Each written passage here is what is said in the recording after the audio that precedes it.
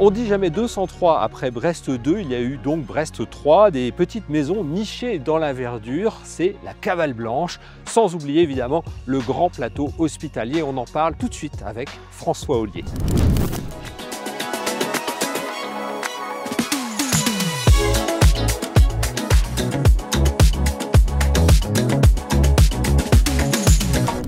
Ici, vraiment, c'est un endroit stratégique parce que nous nous trouvons sur la frontière, entre guillemets, à la sortie de Brest, donc côté ouest. D'un côté sur Saint-Pierre et derrière moi, c'est Lambézélec. À partir de là, nous sommes vraiment éloignés du lieu dit initial la Cavale Blanche parce que la Cavale Blanche, c'est une ferme, c'est le nom d'une ferme. Ça se trouvait pratiquement au niveau de Kervallon.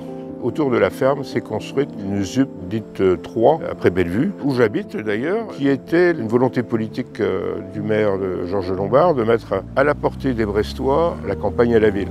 Donc de multiplier des petits lotissements, de multiplier des habitats individuels. Et tout ça a fait que la Cavale 1 s'est créée au niveau de l'ancienne ferme de la Cavale et ensuite a commencé à se répandre. Et changement de majorité municipale, là on s'est arrêté et on est reparti sur Bellevue parce que se posait la question de la fuite des résidents vers le Relais-Quéruon, aussi Plougastel-Daoulas, le nouvel Eldorado, le nouveau Far West brestois.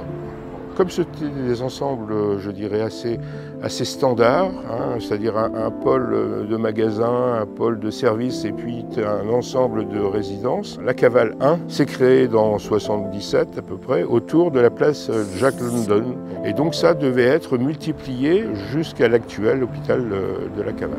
C'est non seulement un des plus gros chantiers, mais l'architecte Chauvet s'est étendu en bord de Pinfel. Sa frontière, c'était la vallée de la Villeneuve, sur l'ancienne commune de Saint-Pierre-Quilbillon. Et ils avaient de la place, maintenant beaucoup moins, parce que c'est comme tous les hôpitaux de centre-ville qui se sont externalisés. Il y a beaucoup de place, et puis au fur et à mesure, les années passent, 50 ans après, on est rattrapé par la végétation, aussi l'artificialisation des sols et des constructions.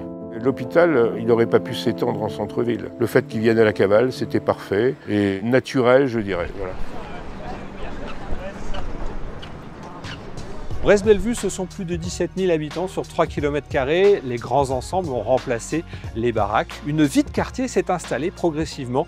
Une histoire de 50 ans qu'André Asquette connaît bien. La reconstruction de la ville de Brest se termine à peu près en 1960. Il reste quand même beaucoup d'habitants qui sont logés en baraque parce que la ville a été reconstruite de façon beaucoup moins dense qu'avant-guerre et puis parce qu'il y a un exode rural, il y a beaucoup de gens qui arrivent à Brest. On estime à ce moment-là que la population de Brest sera de 400 000 habitants en l'an 2000, donc on a besoin de beaucoup de logements. Georges Lombard, qui devient maire en 1959, décide de mettre comme priorité à son programme l'industrialisation de la ville et le logement. Georges Lombard a beaucoup d'ambition pour la ZUP, il veut que ça soit la plus belle ZUP de France. À la différence de beaucoup de ZUP, ils vont utiliser la variété du site et puis on va essayer de garder un maximum d'espace vert. Beaucoup d'habitants qui arrivent sont des anciens habitants de baraques où il y avait un lien social qui était très fort. Il y avait beaucoup de solidarité où les gens se connaissaient. Quand ils sont arrivés au début dans les nouveaux immeubles, ils se sont sentis un petit peu isolés. C'est le côté négatif, mais il y a le côté positif aussi. Ils avaient un confort qu'ils n'avaient pas dans leur baraque avant, donc ils avaient plutôt tendance à rester chez eux aussi. Et la vie sociale, bizarrement, au début, s'est créée surtout avec les associations de locataires et les associations de contestation.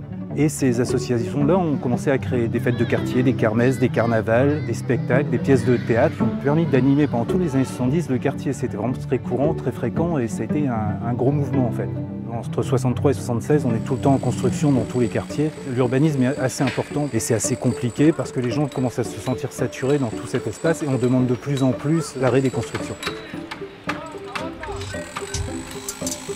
Cet arrêt des constructions, ils vont l'obtenir en 1977. À la surprise générale, une municipalité socialiste est élue, essentiellement grâce aux gens de la ZUP, puisque la ZUP vote très majoritairement à gauche. On est dans une nouvelle phase où, plutôt que de construire du logement, on va aménager les espaces qui sont restés libres pour les adapter aux besoins de la population, donc faire des espaces verts, des services publics, on va construire des gymnases. Un terrain de foot, il n'y avait pas de terrain de foot sur la ZUP avant 1977.